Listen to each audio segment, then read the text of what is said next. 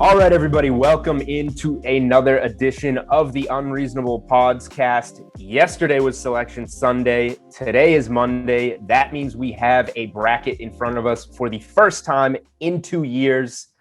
I'm Julian Edlow. We have a special guest today who knows a thing or two about college hoops. Corbie Craig. You can follow him on Twitter at the College Caps.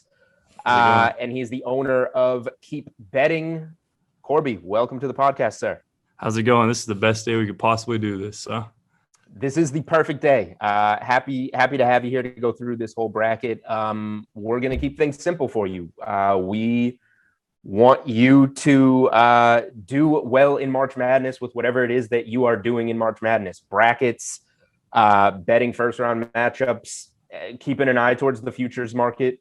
Whatever it is that you're trying to do, we're going to try and address it in this podcast, run through every matchup as quickly as possible, keep it tight, give you some plays, give you some leans, and just give you some things to keep in mind for the rest of the week. So I'm just going to pretty much go through this whole thing, bracket by bracket and get into it. So starting at the top left, Gonzaga, Norfolk State. I don't think that we need to break down this matchup.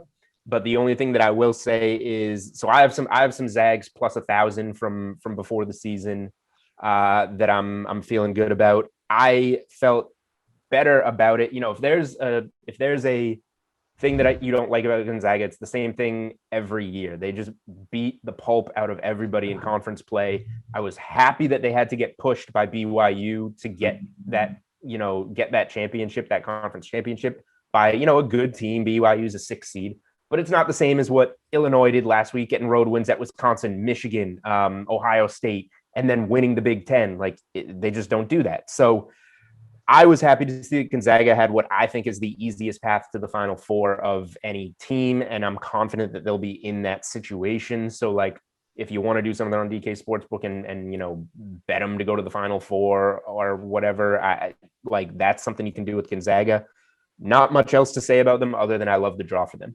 Yeah, as as far as you feel like typing in or writing in Gonzaga, just go ahead and keep on writing it.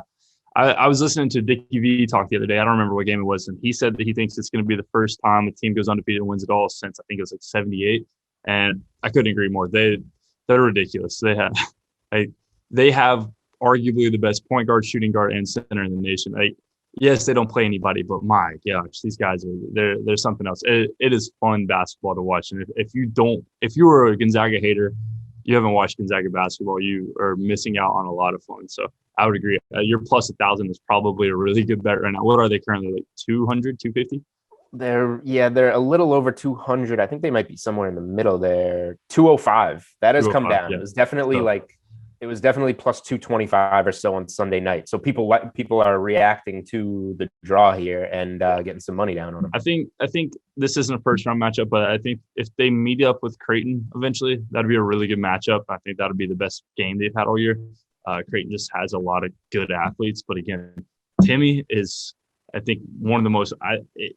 He's the most recognizable person in comparison to Kevin Love that I've seen in a minute, and he's not near his age. So to see him in a college aspect is crazy. So Gonzaga is going, in my opinion, going to win it all. So that is an early number one for me. So yeah, I think that they're going to win it. I'm leaning towards them winning it. I, in some aspects, think that just to cover it now, if we think a team's going to beat Gonzaga, I just gave it away. I think Illinois in the national championship game is the team that has a chance to do that.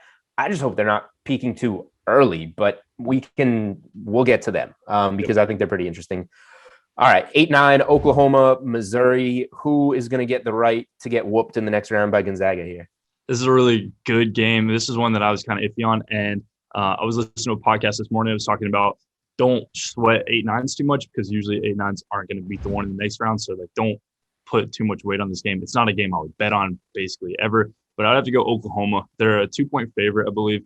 Also, they run the zone. I just think Tillman's going to have a really tough time, and I don't think Missouri's guards are good enough to beat Oklahoma's guards. So I would go Oklahoma here.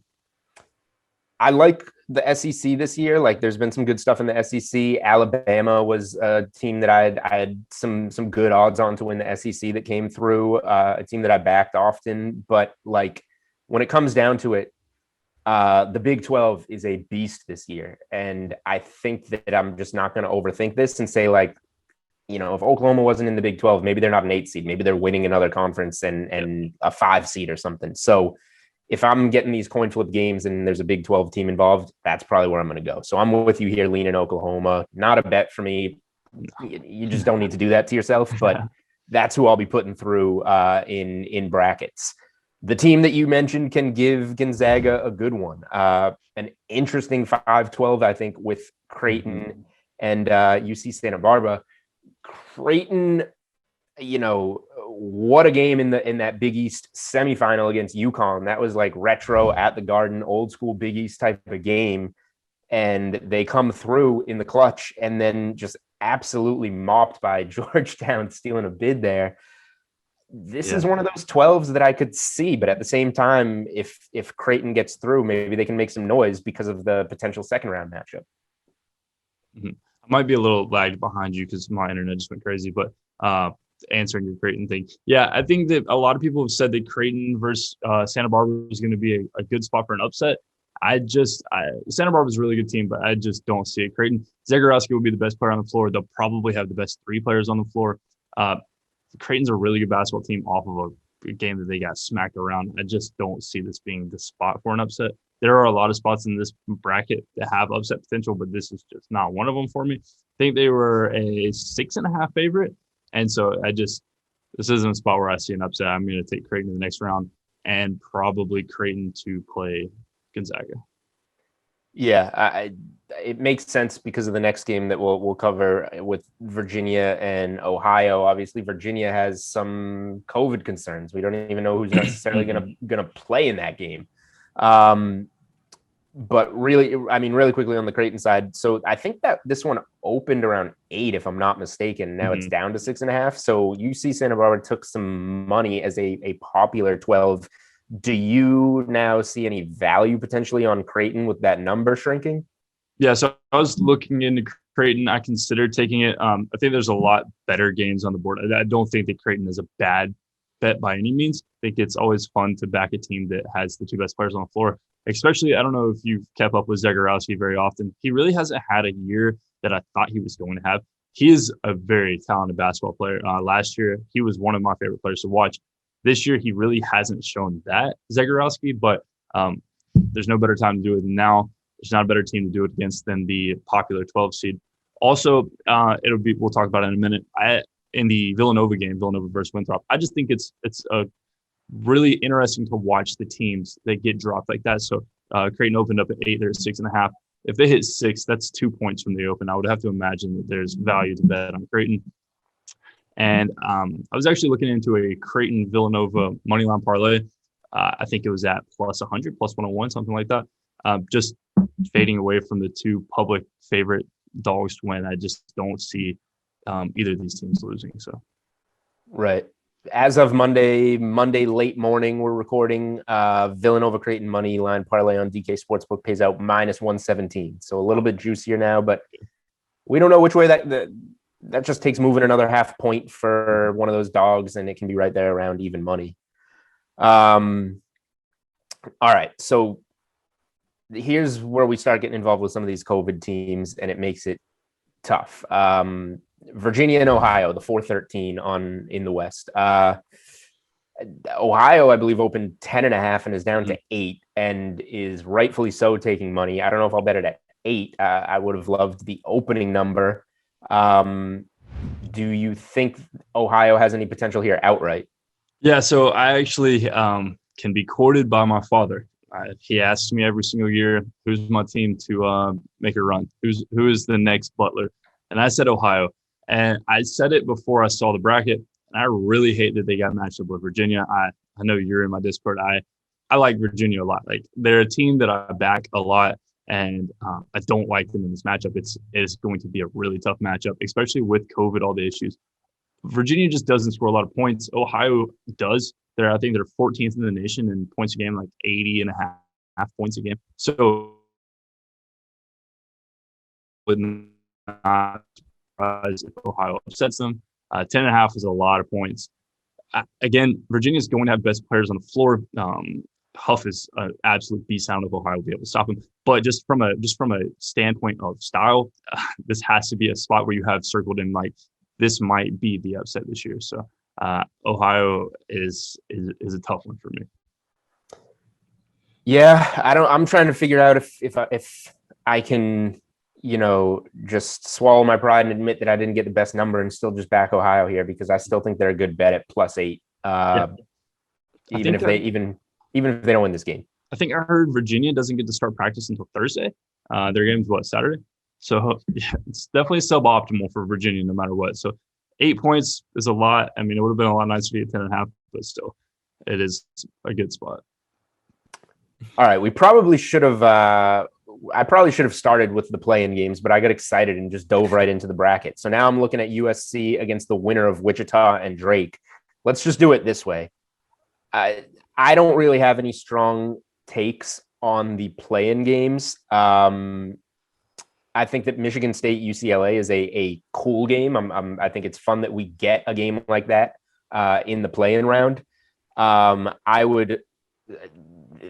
These two teams are tough, Wichita State and Drake. Do you have any takes on any of the play-in games, I guess, before we get to the USC matchup?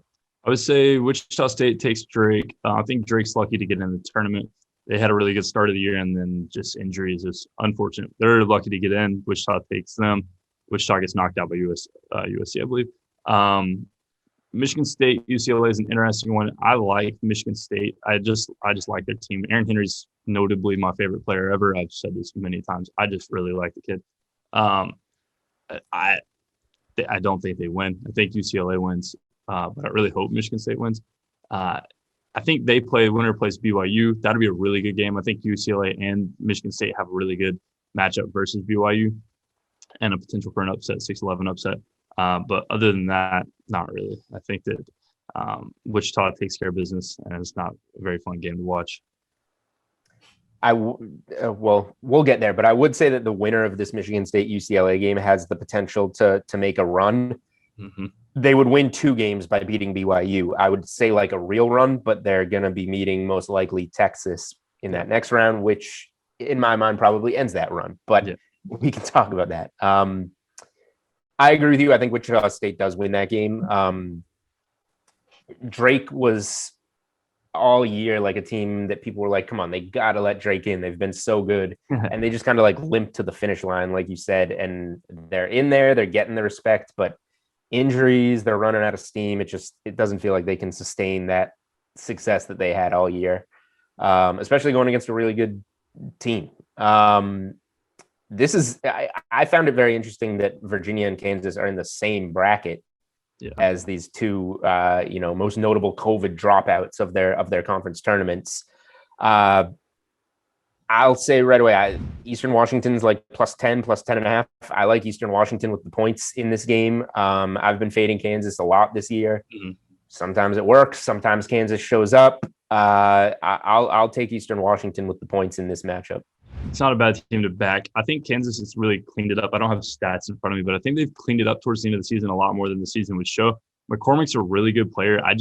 Again, like you were saying, there's so many teams this year that are quality teams when they show up, and when they don't, they can get beat by Eastern Washington by 10. So if Kansas shows up, if it is Kansas, Bill Self's Kansas, they'll beat Eastern Washington by 15. If it's the team that we've seen 60% of the year, they'll lose by 5. So I think it's a good spot for an upset, but I don't know how Eastern Washington stops McCormick. It'll be an interesting game. One way that Eastern Washington can stop McCormick is by McCormick not playing. Now he's probably going to play. But that's not. I don't know if that's confirmed. Is it? I think that it was that he's. I assumed he was playing. He might not, but it's March Madness and he will be gone next year. So I assume that he's playing.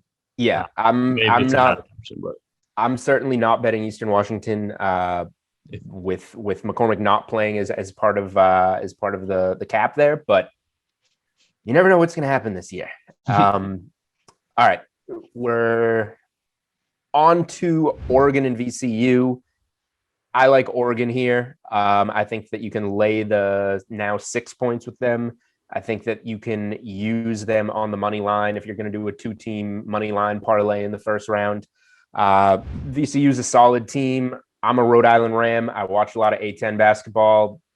They're okay. They kind of got mopped by the Bonnies in that championship game. They made that initial A10 tournament run playing at home, and then the championship game moved to Dayton. So they kind of had a little bit of an advantage to even get as far as they did in that A10 tournament. And Oregon just kind of ramps it up in March outside of that weird blowout loss to Oregon State, who is red hot right now and a team that I like a lot in this tournament. But yeah, give me the Ducks here, money line, points, whatever. Yeah, so I am officially on Oregon at 5.5, I believe. I agree. VCU is a team that we faded last game too, but Saint Bonaventure, I think they just rely way too much on a single person, and any team that does that is in trouble. Also, I believe, I don't have the exact number in front of me, but I believe Oregon is 9-2 since they've gotten their team back, Richardson back. They just are a really good team putting it together at the right time. They did lose last game, and so I think this is just a really good spot to back the team that is much more talented. Oregon's going to have the first, I would say Bones is probably second, so they'll have the first, third, fourth, and fifth best player on the court, and it's hard not to back Oregon. I'm with you there. Good March team. The last time we had a March Madness, they went on a ridiculous Pac-12 and NCAA tournament run, particularly against the spread. Do we need to say anything about Iowa and Grand Canyon? Iowa wins. I don't have any interest in betting these massive numbers. Grand Canyon's a decent little team. I got nothing.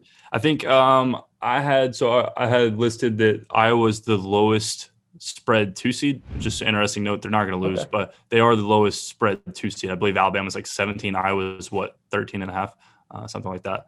Let's see. The Alabama one has been on the move. I know people are backing Rick Pitino getting a ton of points there, which is an interesting spot. Just scrolling through looking for Iowa right now on DK Sportsbook. Let's see what the number is on them. Oh, I can't even find it. But yeah, they are here we go. 15. Okay, so they're getting closer. Yeah, they're the low. They were opened as the lowest by a little bit of a margin, but yeah, it's getting closer. So it was just an interesting note. I don't see Iowa losing, but it was an interesting note. All right, to the east, we have a 16 playing game. Mount St. Mary's against Texas Southern. I have no take there. I did watch Mount St. Mary's beat Bryant at Bryant in that conference championship game, which is a pretty big win considering how good Bryant was this year. Any take on this game? I hate Mount St. Mary's. I think you've seen. I've bet against Mount St. Mary's the last 2 games they've played. Their stats and their players, they just don't make any sense. I took Wagner, I took Bryant, and Mount St. Mary's continues to do the thing. So I'd have to keep with the trend, and I would have to take whoever Mount St. Mary's is playing against. I don't even know who they're playing against. I didn't even look at it. I could care less. They're going to lose to whoever they play. So I don't like Mount St. Mary's, but God, they have put together a run. So accomplishment for them. They're lucky to be in. And I mean, maybe their run-ins here, I have no clue. So yeah, we have so much in front of us. I think it's just the last thing on the list is breaking down these 16-16 play-in games. So yeah, Michigan moves on. I don't have any interest in betting that game, no matter who makes it through to play Michigan. Although that gets interesting later. We have the LSU Saint Bonaventure game in the 8-9. Obviously, Michigan most likely is going to be playing shorthanded without Livers, so we can talk about maybe where Michigan goes down in this bracket if we don't think they make it to the Final Four and win their bracket. Saint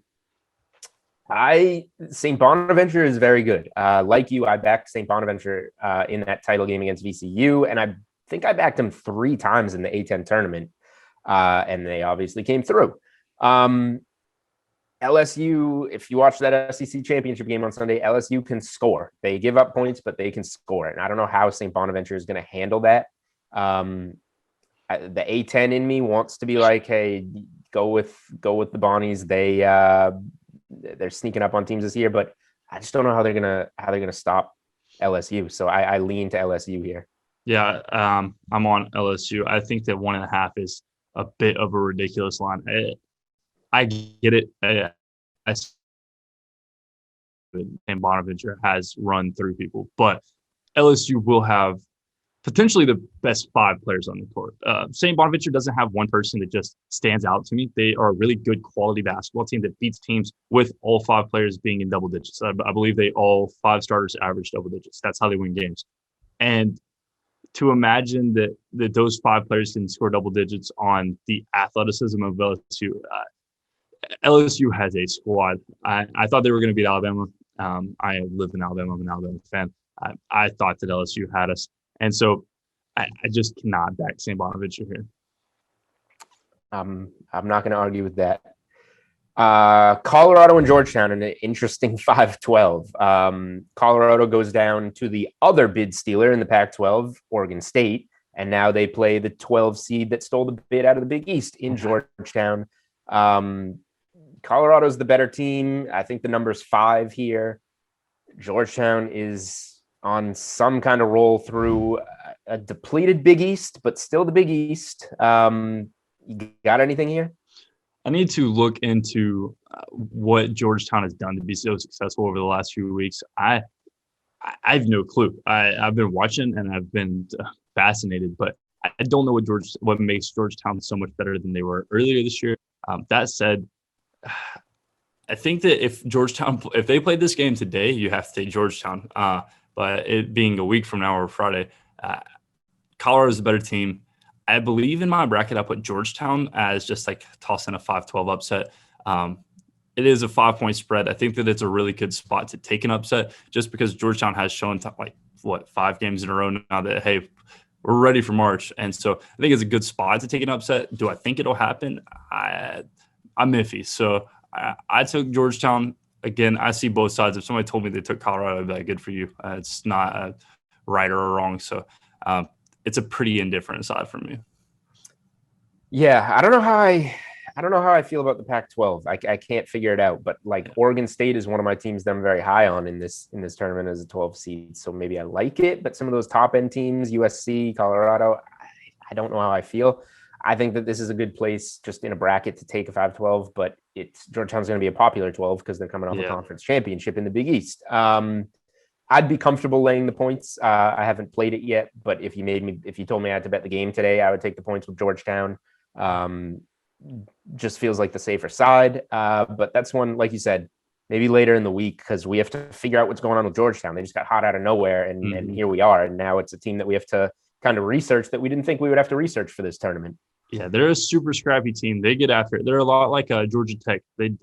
They are willing to give their body to win a game, and I like that. I think that type of mentality wins in March. So that's the reason that I backed them personally. I think Colorado obviously has a better talent, but the team that will just go out there and do it for their team to win, and that's Georgetown. So it might be a popular 12. I think that it's not a bad spot to take an upset, though.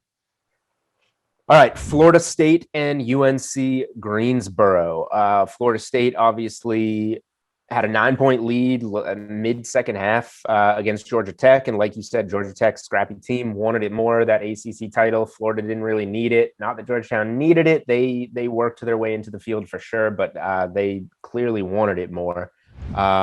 Is this a bounce back spot for FSU? I think we all think Florida State's going to win, but I guess the question is, this is a team that people were talking about for a 2 seed a little bit earlier in the season. Yeah. So can they get Michigan, who we think is probably the weakest 1 seed at the time, given the Livers injury, a couple of recent losses? Is this a bracket that FSU can make noise in? And do you have any interest in betting this game? It looks like Florida State's at 11.5 right now. So I watched Florida State in a couple games. I think the Notre Dame one is the one that interests me the most. I am of the opinion that Florida State's not a good basketball team, and that's a very high opinion. Most people don't think it. I think that they have athletes that win the basketball games, and they're not a very good basketball team. UNCG, that's not a worry. They're going to win that game. Who would Florida State play the second round? Georgia Tech? I mean, not Georgia Tech. Georgetown. They get the Colorado-Georgetown winner. Okay, so I think that I put a Georgetown upset on Florida State. I'm not big at all on Florida State. Could I be wrong? Obviously. But I think that they have athletes. They don't have basketball players. So take Florida State in the first round and then be iffy on the second round. I think even a depleted Michigan team beats Florida State. So here's the thing. Here's one of those places where, like, from a bracket perspective, it's like, okay, I'm going to go with the trendy Georgetown over Colorado. And then you realize like, oh, now I kind of like them in another game. And now you have to start kind of seeing how far you can take this. Yeah. So that is something that I was telling you before we started this. I think that's a really important discussion to have. Once I said it out loud, I realized that there's no way I took Georgetown to beat Florida State, just from a risk management perspective. Georgetown could lose the first game pretty easy. So there's no reason to take them in round 2 as well, because then you're cutting off a good portion of your brackets. So if I have Georgetown going to the second round, I have Florida State beating them. Do I think they're going to? No. But I'm going to do that as a risk management thing. I plan on talking about this pretty in depth on the last game. It's easier with the Houston matchup. But I think this is a really interesting idea to people that I think that everybody that makes their brackets wants to make a perfect bracket. And that's not the goal that you should have in mind. If you're making a bracket, you want to make the best bracket possible, not a perfect bracket. Seems illogical, but it'll make more sense after we talk about the Houston game. Yeah, I mean, it's a good point. I'm looking forward to going over that. And it's tough to put a 5-point dog in a game now as winning 2 games, and they would be a larger dog against FSU. So like just roll it over into a parlay. Like what is it for Georgetown to just make the Sweet 16? Now we're looking at like plus 500 or something along those lines. And do you want to do that to yourself? I don't know. That's up to you. But usually things that are plus 500 do not hit. Here's a spot that we talked about a little bit. BYU against the Michigan State UCLA winner. I don't know who's going to win that game, but whoever does, I'm putting them through, and I will have interest in betting them in that game probably, because they'll have that momentum from Thursday, bringing it into Saturday as well. Yeah, so I tweeted the other day that the 11-6 upset, people don't talk about it. They talk about the 5-12 a lot, how 5-12 is pretty common. 11-6 is actually the most common middle pack upset that there is. 11 seeds win a lot more than you would think. They get the momentum from, like you're saying. BYU is a really good team. They have good guards to shoot. They have big men. I believe they have Arms, so he's a 7-footer. They have a good team. I think that they would really hate to see UCLA. I think that they match up pretty good versus Michigan State. Can they stop Aaron Henry? I hope not. I hope he drops 60 on their head. But I would agree. I think that both teams can beat BYU. If it's UCLA, definitely. If it's Michigan State, it'll be a little closer. And I'll probably choose that based off what the line is. If the line is 6.5, which I don't see that happening, I'll probably take BYU. But if it's something closer to a 3 or 4, I'll probably take the upset. There you go. I mean, Michigan State their floor and ceiling this season has been insane. So we'll see what team shows up on Thursday. It's weird. I bet Michigan State a couple times this year. I want to bet, I can't remember what game it was. Aaron Henry had 30 points and they had 58. And I was like, this is not a team I want to back. Like, if he is your entire team, it's not a good look. So, all right. The winner of that game, like we were talking about, I like the Michigan UCLA winner to make a little bit of a run in this tournament, but they are going to run into Texas in the next round, who I'm pretty high on. Mm-hmm. I think that, this line being in single digits, I don't necessarily want to bet the spread. I'll give a little bit of credit to Abilene Christian, but if you're looking for a money line piece on the high end, like you need a team around minus 400, minus 450 to complete a parlay, I would be comfortable throwing Texas in there. Like, I don't know what it is. Like, if you don't want to lay the 6 with Oregon, maybe, and you're doing the money line, you can do an Oregon Texas money line. Maybe that's like in the 130 range, little juicy, but I think it's very, very safe. Texas is that piece that I'm looking at for, I need to get this a little closer to even money without having too much of a risk here. Texas is the team I'm looking at. Yeah, I think Texas is a really good team. They just have a ton of athletes. Gabe Brown tried. Did you see his between the legs dunk in the game the other day that he tried? I did. So they're just built different. So I don't see Abilene Christian stopping them too much. Let me ask this question after. Let's do the last couple of matchups. UConn, Maryland. I have already bet UConn -2 in this game. It's moved to 2.5. I think 2.5 is fine. UConn came up short in that game against Creighton, but they've been on a heck of a run coming into that game and didn't do anything to make you not like them in that game. They just lost by 3 to a really good team. Maryland is fine. Absolutely stomped Michigan State in a game that I liked Michigan State, which that's a Michigan State thing. I'm going UConn in this game. I like them a lot. I think UConn has to be the side. It comes down to again, risk management. Whoever plays is going to have to play Alabama. But if UConn loses to Maryland, then you lose 2 spots. So I think UConn has to be the side there. I don't really like Maryland's team.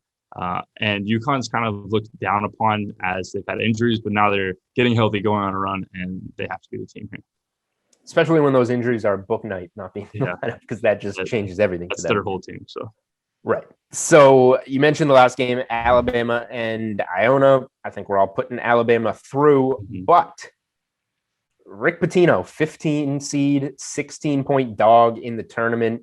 I think it's going to be very popular to just, they went on a great run, obviously, to win their conference title, beating teams relatively handily. They just don't have the bodies to beat Alabama. But Alabama's a little dinged up. Can they keep this within 15 points? I think absolutely. There might just be better plays on the board, better places I want to invest in. But I don't hate taking the points with Iona. We'll see if I actually get there by the time they play this game. Yeah, I actually bet on Iona. I don't remember who they played. I bet on Iona the other day whenever they were up 23.5 and almost lost. So I've seen both sides. I don't think Iona has the talent to keep up with Alabama. Again, like you were saying, it is going to be a public spot to be on. Pitino's a really good coach. I am actually, sounds weird because I live here and I am known as a fan of Alabama. I am pretty low on this Alabama team. I think that they're going to struggle against UConn if they meet UConn. But Iona just is not good enough. I think they got a good first round draw. 15 is a lot. I would agree. I think Alabama wins more like 12. So 15 is a lot of points. So I would have to agree with you. Coaching can only do so much. You need the players to make it work on the floor, especially playing against an athletic team like Alabama. But it's a lot of points for a coach that's going to have something up his sleeve to at least battle in this game, I think. Yeah. So at least a storyline there to look on. All right, we're on to the other half of the bracket. We're going to I'll try and speed it up. We have so many games to freaking talk about. Baylor Hartford. This one should be pretty quick. They are going to absolutely smoke Hartford. I haven't bet anything on this game yet, but I think you can take Baylor minus 26. Like this isn't going to be close.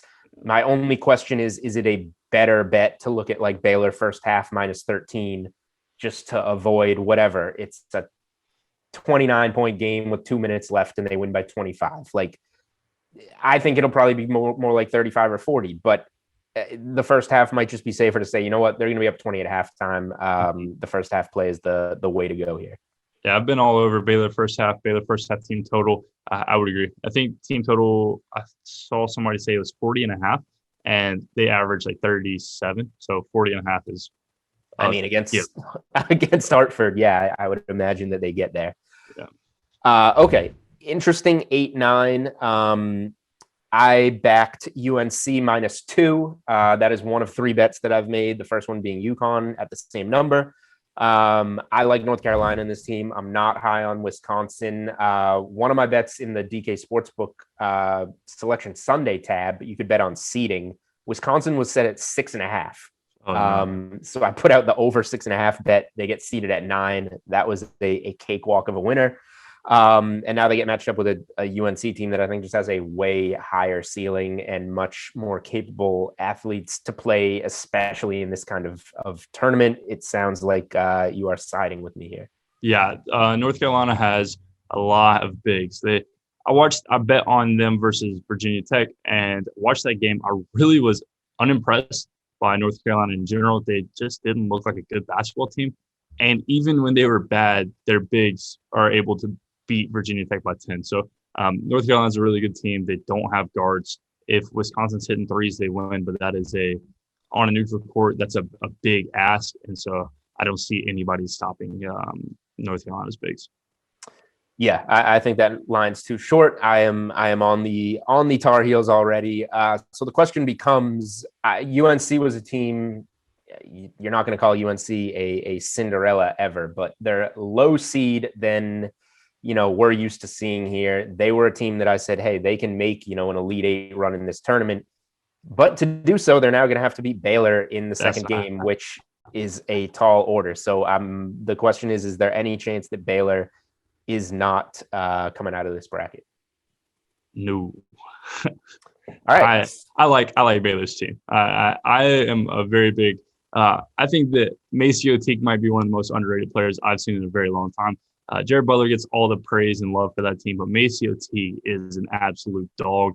I like Butler. I like Baylor a lot. Every time I turn on a Baylor game, Teague and Butler are like 70% from three. Yeah. So that's gonna be an issue. I think they said Teague is like 44% on the year from three. And I would have to imagine most of those misses are Butler dribbling the ball for 26 seconds and giving it to him with 4 on the shot clock. Every time I see that he has the ball with rhythm and in some form of an offense, he hits it. The last game I watched them play was Kansas, and he hit a 4-point play with no time on the shot clock and got slapped. So kid's ridiculous. I hope that he gets drafted into a really good team, and he's a fun kid to watch. So here is obviously betting Baylor is tough. It sounds like we actually might have some kind of first half play on them, whether it be spread, team total. There will be ways to back Baylor, but if we're not going to be laying like full game numbers on them, just scrolling through the futures tab right now, you can bet Baylor minus 157 to make the Elite Eight. That's only winning 3 games. Yeah. That was, I think, minus 134 last night. DK Sportsbook opened that up. Elite Eight is not like a common market, so I think it's that number is going to move around a lot. You can also bet Baylor minus 134 to make the Final Four and win that bracket. So if you don't want to mess around and lay big points with Baylor, there is an option for you to just kind of parlay them 3 or 4 games and just root for that. I would say that definitely Elite Eight minus 158 would be significantly better than Final Four minus 134. You right? get 20 cents on an Elite Eight game. Kind of seems ridiculous. So right. I would agree. 158 is a steal. There'll be probably an 8.5 point favorite in North Carolina. So you're looking at parlaying a minus 10,000 with a minus 650. So yeah, that's your Sweet 16 right there, and then your next game to win it, you're gonna have to be, if chalk holds, it would be Purdue. Yeah, so I'm very low on Purdue. Yeah, I'm gonna have some articles Monday night on DraftKings Sportsbook, and one of the bigger plays in it will be Baylor minus 157 to be in the Elite Eight. I'm actually about to write it. There you go. Mark that one down. That is a strong bet. So moving down the bracket now to Villanova Winthrop, a spot that you had some interest in, maybe taking a little bit of value on Villanova with everybody down on them with the injuries and the upset to Georgetown. Yeah, I love Villanova. They're the team that I've backed probably the most in the last 3 years. I think that if you can back a coach with quality players that buy into their system, they're deadly. It's like how Alabama will be in the next few years. I think that people are buying into Nate Oates. And I said Oaks, but same idea. I think that Villanova is just a really good basketball team. Gillespie's out. That sucks. He's been there for like 20 years, it seems like. So that sucks. But they've had time to adjust now. Then the loss to Georgetown was really good. Gave them more time to get used to playing without Gillespie. And they're still going to have 2 NBA players on the court versus a Winthrop team that doesn't play defense. I believe, who was it? West Point? Somebody, I got that name wrong. It's definitely High Point. Scored like mid 70s, low 80s on them. So Winthrop doesn't play defense. Villanova is going to score, and they're going to be a good defensive team with a very good coach who is going to be ready for this game. So it hit 5.5 last night, I believe. Right now on DraftKings, it's like 6.5. And so I don't know if I like 6.5. It seems like you're getting the best game from Villanova because Winthrop's going to score points, but if it hits 6 again, you have to back the better team, in my opinion. So I like Villanova a lot. There's a lot of spots I like for 12s in this tournament. I think this is going to be a trendy 12. I think people are going to look and see Winthrop 23-1 record. But who did they play? Not anybody. So I'm with you. I think it's a value spot on Villanova. I like having the coach I think when you have the type of injuries that Villanova is dealing with, it kind of takes them out of contention in, we thought that they could go deep in this tournament early in the year. And now I don't think we feel that way. But that doesn't mean that they're going to get bounced in the first round by Winthrop. So I'm with you. I like looking at certain spots in this first round and making 2-team parlays with some solid spots. There's going to be upsets, but we just need to find those spots that are stronger than the number is indicating, but we don't want to necessarily mess with the spread and lock in those money line parlays. They're kind of square, but I like them. You just can't pick the wrong spot. Yeah. I think we talked about the number being 117, but I think that Villanova Creighton money line parlay is a really good spot, backing 2 teams that are significantly better than the teams that they're playing with, the best players on the court, good coaches. I think that's a really good spot. I had Villanova rated, and I got some flack for this, but I had them rated as the 3rd best team in the nation before Gillespie got hurt. They had lost games. They had looked like they weren't the 3rd best team in the nation, but I had them rated as the 3rd best behind, pretty close to Baylor, and the 4th being pretty far away. So I'm very high on Villanova, and I think that they win this game more like 10, and so 5.5 to 6 would be a really good number. All right. Purdue and North Texas. I don't like Purdue, but I don't know if I can put North Texas through. I have no idea what I'm going to do here, but I don't like this game. I looked at this game this morning. I went to bed last night and looked at every game except for this one, circled it, came back this morning. I have no clue. So North Texas, basically, from the idea that I was getting, is North Texas has the more fundamentally sound team.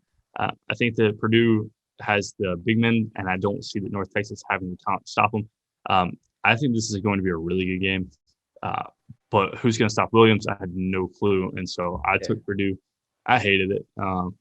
If they lose, I would be really happy. So I like North Texas. North Texas just beat Western Kentucky in overtime. It shows some grit. So I like this North Texas team, but I mean, they were able to stop Bassey, but I just can't see them stopping Trevor Williams. He's a beast of himself.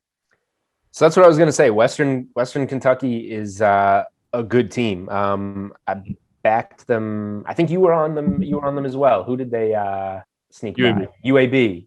My alma mater. Yeah, there you go. See, that's when you know. That's when you know something's a good bet. When you find somebody betting against their alma mater, they're like, all right, they know something here. Those are the ones that I like. Funny story. I've only backed UAB one time. I usually fade them. I wait for the right moment, and I'm like, okay, we'll go against it. But yeah, Bassey on Western Kentucky is a force, and North Texas was able to figure that out. So that was the one thing that gave me some encouragement here that maybe they can get this done. But Purdue's a little bit different of an animal, obviously. And I would say that Bassey was a little banged up. He hurt his back 2 games prior, and the UAB game, he wasn't 100%, but he was playing. I would agree. When I saw it, I was like, dang, that is a really good win. And Purdue, I just am low on Purdue, but a hurt Bassey versus Williams is not a comparison. So I think the spread is, 7? We should probably mention that, shouldn't we? This is one of those spots as I'm looking for the spread in here, 7.5. Yeah, so I would have to take Purdue in my bracket. If we're talking strictly bets, 7.5 is too many points. I would definitely take North Texas 7.5. But it's going to be a good game. Yeah, I really want North Texas. I really want to put North Texas there, but I agree. I mean, Purdue just has a little bit too much there. Interesting if they meet Villanova in that next game, though. Mm-hmm. I struggled, and I put this on Twitter. There's a big red circle around this spot. I think this is one of the biggest, probably, bracket killers.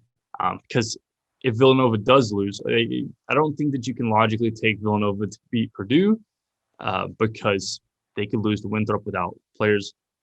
Purdue could lose to North Texas. This is the spot where there's the most variables, in my opinion, and so it's going to be a bracket buster. I'm totally with you. This is a spot where some people are going to have Winthrop and North Texas meeting in the next round in their brackets because this is their 12 and 13 spot. So that is going to be a big swing spot in this bracket in terms of either putting check marks or X's deeper and deeper in there. Okay. Texas Tech and Utah State. Mac McClung's the man. Utah State bubble team sneaks in. Interesting 6-11 here. I like both teams really. And you got Chris Beard with that experience in his former conference or coaching against his former conference. I like Texas Tech here. I don't know if I like the number. I like him to advance. I don't know if I'm going to bet it. Yeah, I agree. I think it opened up at 4. It's at 5.5 now. So yep. I think that the number was pretty good at 4. I think 3.5. I would have bet with Texas Tech. It's a unfortunate draw for Utah State. Texas Tech's a really good team, so I would agree. All right. Arkansas and Colgate in what we expect to be a track meet. The total here has gone up like 1 billion points already. It's like what, 164 now? Opened, I think 157 and a half. Let's see, because it could just have kept moving. I don't know necessarily how to bet this game. I'm like interested kind of in an Arkansas team total, but is that going to be too high? It's at 162 and a half now. I don't even know if we have necessarily. Okay, here's team total. Are you betting anything on this game, I guess is my question, or have we missed the boat on the points? I'm going to be very opposite of everybody else. I think that the under has to be decided at some point. I'm actually really big on Colgate. I've bet on them 3 times. I really like Colgate's team. I also, toothpaste sponsor, I use Colgate. That's besides the point. I've liked Colgate for a couple of years now. I think that they're a really good basketball team. That said, they're going to get smacked around, and the only thing that they can do to make that stop is limit possessions. And so I think that the more correct total would have been about 155 and a half, 156. If it gets to like 164 and a half again, I believe I saw 164 and it shot right back down. That's too many points. If you can get a 10-point margin off of 155, it's just too many points. Colgate's not going to be able to keep up. They're going to limit possessions. And I saw this more like an 80-70 type game, maybe 83-72 or something. That would be right at 55. If I bet anything on this game, I think it would be somewhat going against you. I think it would be Arkansas first half team total over. And that would fit right into the same idea because Arkansas is going to have their way and Colgate's going to try to keep pace initially. And then they're going to realize, all right, let's slow down. That's what I'm thinking. It wouldn't surprise me any. So they come out running, give it their best shot, and then it's 45-35 at halftime, and they're like, all right, we gotta figure something else out here. Okay, the last couple here, a interesting 7-10, Florida and Virginia Tech. I have not bet it, but I like Virginia Tech here in this spot. I think they're a 1-point dog. This one probably goes to a pick'em, I think. I saw it a pick'em at 1 point. Mm-hmm. I like Virginia Tech here. I would agree, Virginia Tech. I don't think Florida's a very good team. They rely on one person to score. And Virginia Tech played a really bad game versus North Carolina and is getting a little bit of flack for that.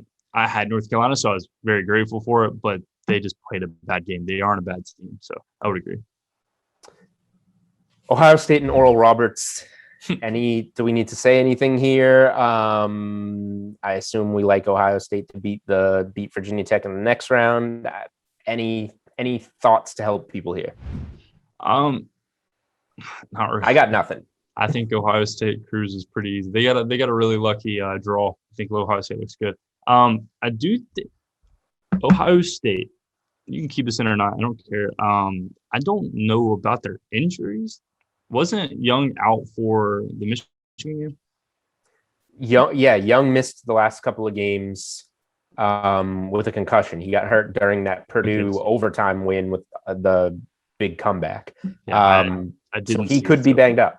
Yeah. So if he's, I would assume by round 2 he would be back. But I think that's an interesting thing to at least keep track of. That said, even if he doesn't play, I think that they beat Virginia Tech or Florida. So That's what I was going to say.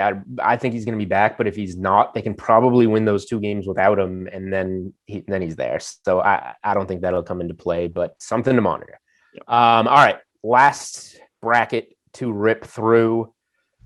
Illinois and Drexel. I love Illinois. I have a plus 2,500 ticket on them from before the season. My 3 bets were Gonzaga plus 1,000, Illinois plus 2,500, and Villanova plus 1,400.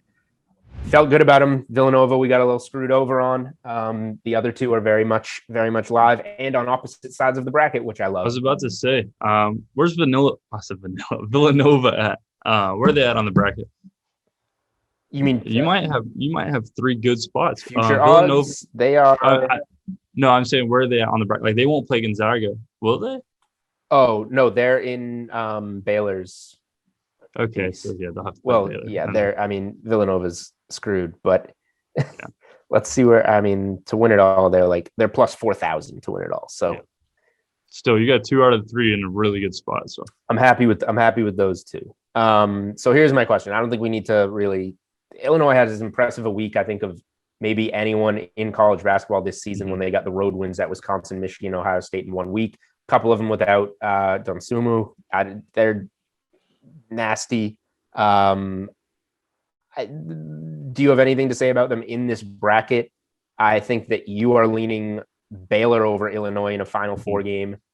I'm leaning Illinois over Baylor in a Final Four game. I'm nervous about it. If it gets there, I will have to hedge on Baylor though, because I have Illinois. So any thoughts about Illinois in this bracket? I think that I have them going all the way through. They'll play. So Illinois is going to have a pretty rough ride, and that's why I think that I leaned Baylor so much. I think that Baylor will be probably a 3.5, 4-point favorite. If Illinois and Baylor met on a neutral court without game support, I would probably agree. They just have too many bigs, and I couldn't see Baylor stopping them. But now looking at it, they play Georgia Tech or Loyola Chicago.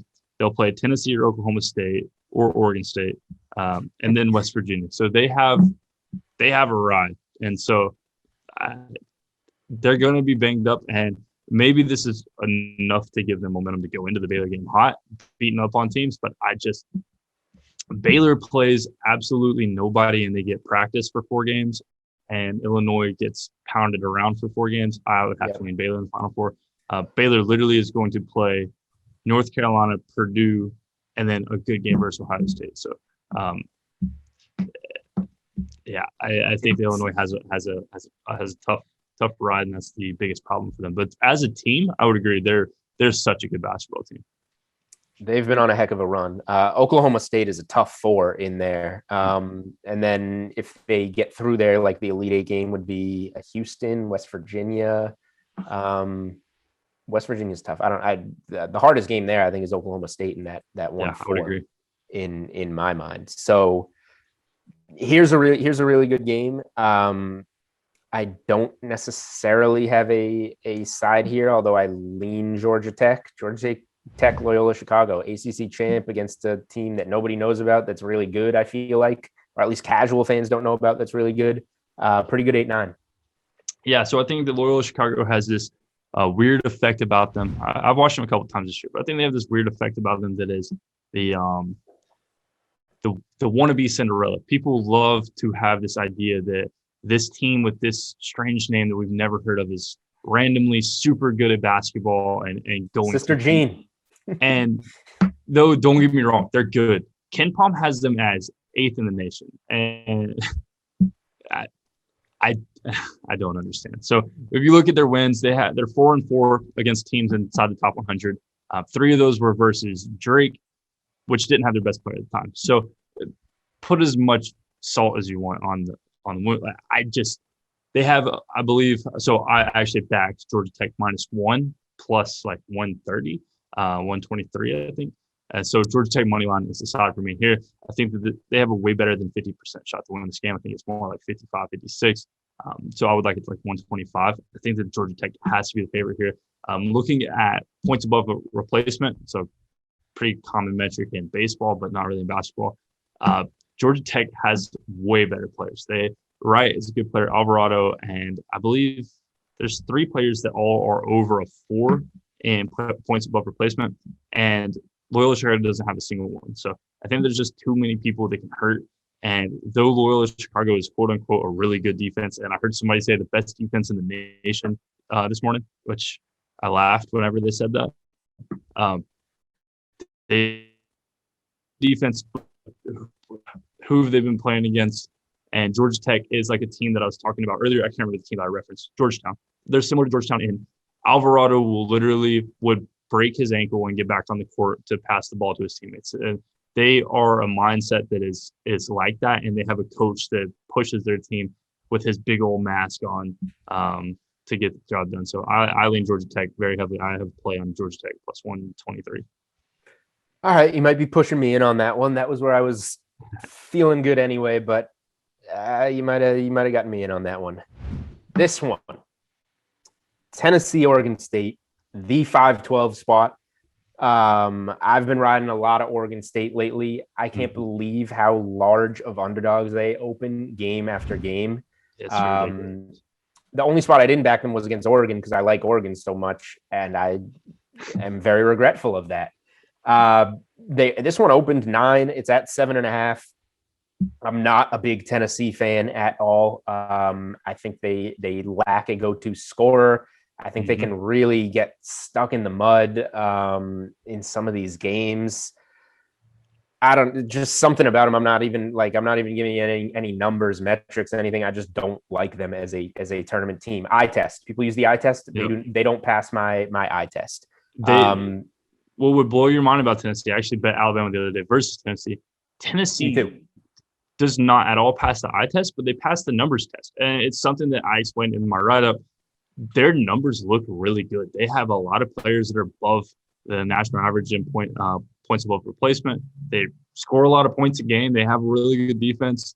And then you watch them and you're like, where the crap are you getting your numbers? Like, this is not a good basketball team. And so, yeah, I completely agree. I think Oregon State's another team that wishes they were playing yesterday, not Friday. And I agree. I think Tennessee is either the 20th best team in the country or the 80th best team. It just depends on who comes on the court. And both of which I think that Oregon State has a good chance to. Would you say the number is 7.5? Yeah. So this opened 8.5. I backed it as my biggest play of the tournament at 8.5. I put a little sprinkle on the money line at plus 300. I like Oregon State in this game. If they lose, I'll be shocked if it's like double digits and they don't cover this spread. This is my favorite spot in the tournament. It's at 7.5 now, I believe. Still, obviously, well worth a bet at 7.5. Don't feel like you missed the number. I think he's got to still get in there. I'll be putting Oregon State through in my bracket. I think that I've seen Oregon State open 8.5 point dogs too many times and win all of them. Like I'm not falling for it. I'm not getting tricked here. I think that the worst case, like say Tennessee comes out and plays really good, it's a 7-point game. I would completely agree that number is too big. I think the best Tennessee possible versus a pretty good playing Oregon State team, this is a 7-point game. So 8.5 is well too high. I would have been, if I was making the line, I would have put it 5.5, 6 for sure. Just seems too many points.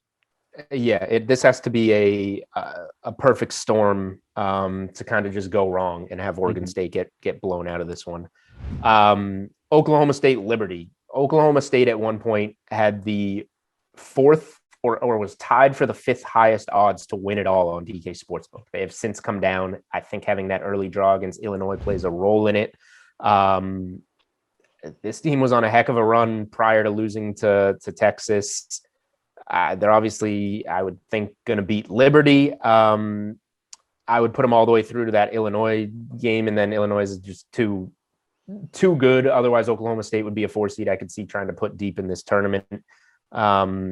Not much I see I like this team a lot. Cunningham's great. I just don't see how I'm backing them really at a number against Liberty or in any type of futures market here.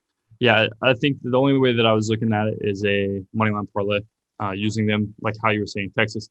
They were minus 488 this morning, I believe. So it's kind of hard to put them in anything under like a minus 130 parlay. But they're a good piece to add for sure. San Diego State and Syracuse. Syracuse, no matter what they do, always somehow winds up on the right side of the bubble, even if the resume seems to suggest maybe that they should be on the other side. And what do they do in this spot? They generally go to like the Elite Eight when nobody thinks that they should be put in. San Diego State is a very good team. I've seen them get really pushed by some teams that should not be pushing them. I covered what was that, Wyoming that they snuck by in the conference tournament. I cashed them on the live line -1.5 against Wyoming. Like, if you got to get through games like that, if you're going to play in a 6-11 type of matchup like this against Syracuse, I don't know what to do. My heart says San Diego State. My head says this is where Syracuse always comes through. Do you have any type of feel for this one? Yeah, so I'm a lifelong, since I was a kid, Syracuse fan. I just like Jim Boeheim. So I have to go with Syracuse here. But I completely agree. I think this is a bad spot both ways. I don't think San Diego State's as good as people make them out to be. But they shoot the deep ball really well. I can't remember their numbers. And that's going to be pretty critical against Syracuse's zone. That said, it's a neutral court, so I don't backing any team that relies on the three.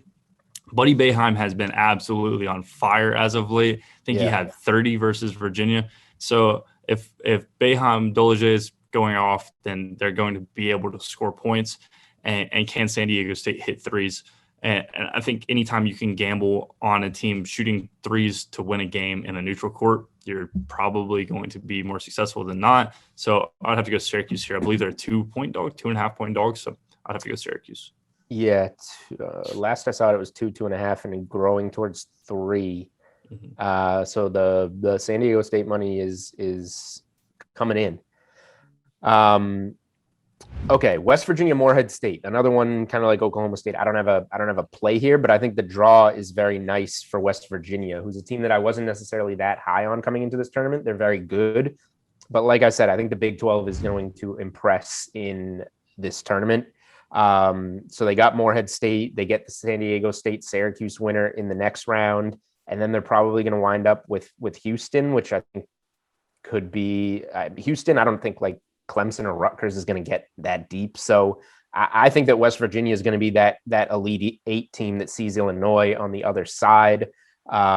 Just for bracket purposes, you can bet, if we want to go to the Elite Eight tab, this is more of a Gonzaga is Baylor is kind of more of a, we're very confident this team is going to be here at that -157 number. I don't feel as confident in West Virginia, but you can bet them at +350 to make the Elite Eight on DK Sportsbook, which seems great to me. Who's the last team they would play? The Houston winner? They would have to beat Houston to make the Elite Eight, most likely. Yeah, plus 350 seems about right. I would have to see what they are versus Morehead now. It sounds like a pretty solid spot, to be honest. I think Morehead will give them some kind of trouble.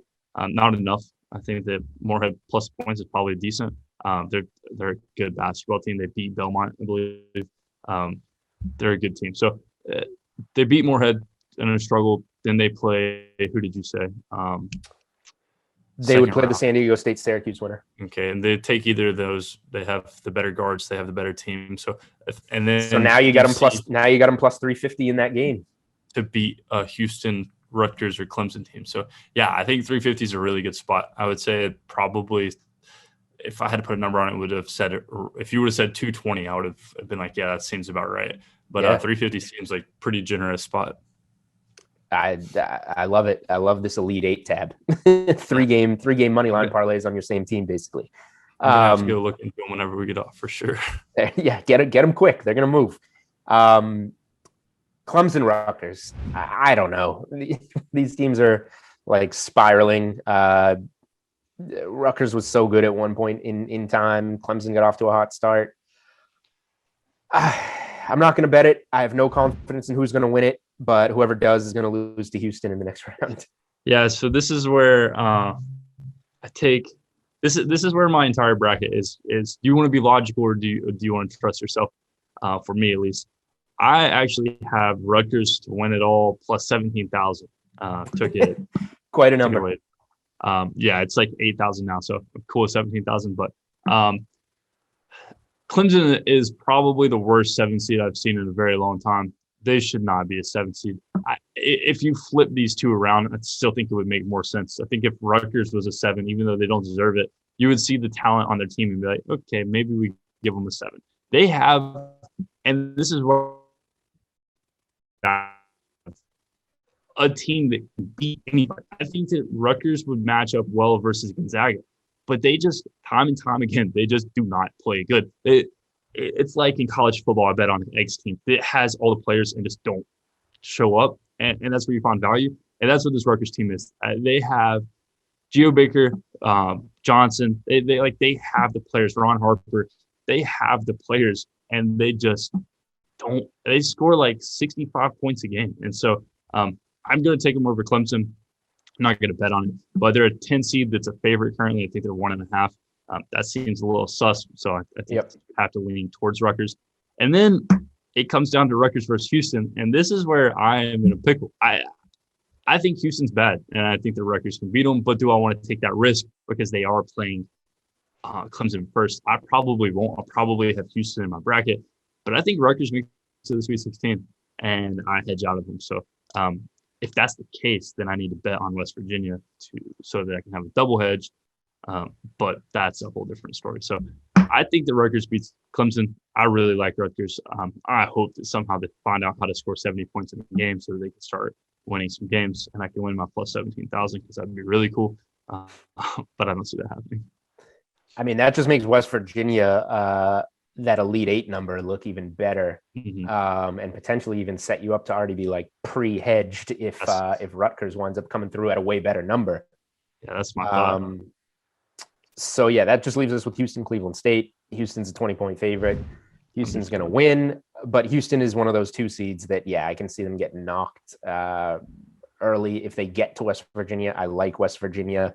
Do you have anything else that you want to add, on this spot, just in terms of your overall thinking in terms of the risk management type of stuff?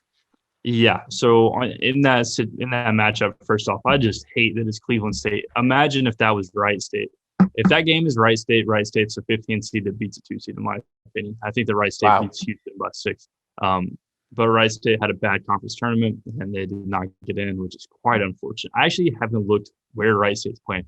I'll put this on record. Wherever Wright State's playing in the tournament, back to whatever their number is, they are a very good basketball. I don't know if you've watched Wright State play basketball. When you just watch teams and you're like, these are good quality basketball players. When you watch Wright State, you're like, oh, pass the corner, and the ball ends up to the corner.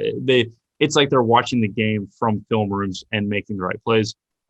Some days they can't hit shots, and that's the only reason. I believe that the game they got out, they were up 20 and lost, and it's those kind of games. But I think that's an interesting bet through wherever they're at. So whoever's listening to this, I am very high on Wright State. But nonetheless, risk management. I think it's one of the most important things to understand in making brackets, that you're not trying to make the perfect bracket. You're not trying to do any of these things. You're trying to mitigate risk so that those potential upset teams don't hurt you whenever your brackets are done. So over the last 3 years, I believe I've won like every bracket pool that we've been in. I have some kind of I had somebody make me a reference so that I can talk about numbers, but I don't have them in front of me. Essentially, your goal is to get out of round 1 with everybody who you think is going to be in the Elite Eight, Final Four, because those games are worth so many points. Your worry more is to mitigate risk in the first rounds than it is to win. So those Rutgers, Houston, Clemson matchups, you want to take the team that is more logical to win round 1, because if Houston was to lose to Cleveland State, it's a shock. But if Rutgers was to lose to Clemson, it's not really that much of a shock. So to imagine, you're basically parlaying, as you said, parlaying your bracket into the Sweet 16, and that's just a dangerous game to play. I think Houston, Rutgers, Houston, Clemson is probably the best example of this. The example I go to every year is 2 years ago, I used Auburn. Auburn easily could have lost to New Mexico State, that game where New Mexico State missed a buzzer beater. And though I thought Auburn was an Elite Eight team, I took them out in round 2. I had them losing to Kansas. because I thought Kansas would beat them. I thought that Auburn was a really good basketball team, but I thought that New Mexico State had the potential to beat them. And a lot of people got burned on their brackets in this spot. I think that a lot of people took what I'm trying to think of. They took New Mexico State, and then they're all the way out through the whole rest of the bracket. That whole side of your bracket is almost done. And so just to mitigate risk and understand to take twice in a row, parlaying your bracket, those type of ideas will make you more successful in making your bracket. Just understand, you're not making a perfect bracket. You're trying to make the most points so that you can win your office pool. All right, there we go. We made it through the bracket impressively. It took some time. Is there any, I guess in terms of the futures market, like Gonzaga, I keep saying Gonzaga, Baylor and West Virginia Elite Eight plays really stand out to me. Mm-hmm. I have a Gonzaga Illinois national championship game, and I'm almost going against your risk management strategy there and just saying, hey, I believe in Illinois and I think they're gonna get there, even though Baylor has probably the easier path. Mm-hmm. Is there anything else in the futures market or in the later rounds that you wanna throw out there before we get out of here? Yeah, so I haven't really looked at the futures currently. I have my bracket up now, so I'm just looking at easiest rides. I think Baylor probably has the easiest ride out of anybody. One game versus Ohio State, basically. Gonzaga seeing Creighton's a pretty good game. So the risk management spots I have circled, and I wasn't even going to talk about this during, but I guess I will. So we're good. We get a little behind the scenes. So I had circled Kansas versus Oregon. So in the Oregon matchup, I have Oregon beating Kansas, but the risk management side of that is Oregon easily could lose to Iowa in the second round. So to take Oregon to the fourth round, it's a bit of a stretch. So Kansas has a pretty easy road to make it to Oregon. So I'll probably take Kansas to go to the Elite Eight, though I think Oregon does. It's just a risk management thing. Also, another one we already talked about was UConn versus Alabama. I think you have to put Alabama ahead because UConn could lose round one. Rutgers, Houston. And then another one was Texas Tech versus Ohio State. So Texas Tech plays Utah State. They could easily lose. I don't think that they do. Then they play Arkansas. They could easily lose. I don't think that they do. So you have to, in my opinion, though I think Texas Tech can beat Ohio State, you have to take Ohio State because Texas Tech potentially loses their first two games, and there's just too much risk there. So I think those are some good spots and some good circles to try to make sure that you're mitigating as much risk as you can so that you can win your office pools. That's the goal here. We want every person that listens to this to win their office pool, and then we'd be completely happy. So there we have it. All right. So I threw out official plays there on Oregon State, UNC, and UConn. I believe you're on Georgia Tech. Oregon, and LSU. Yep. There's 3 plays at the top. We got you into some futures markets. We went through the bracket. Longer podcast today, but it was needed. Corbie Craig, you can find him on Twitter at the College Caps. He will throw some plays around out there at you. Well worth the follow. You know where to find me on Twitter at Julian Edlow. I will have plenty of content for you on the DK playbook this week, tournament related, any and all things. Corbie Craig, thank you for joining me on the Unreasonable Odds podcast, sir. Yes, sir. I appreciate it. It was fun.